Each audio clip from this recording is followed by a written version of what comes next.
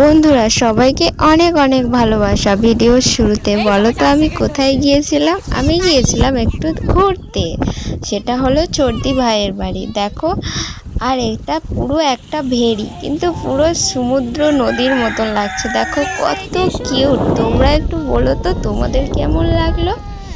আর সেই লেভেলের মজা করেছি আমরা, সেই মানে সে কথা কি বলবো। আর এই দেখো আমরা বেরিয়ে পড়েছিলাম, আমি আর ঈশান বেরিয়ে। ঈশান বলে মা আমি লেবুর জল খাবো, তাই রাস্তায় লেবুর জল কিনে দিয়েছিলাম।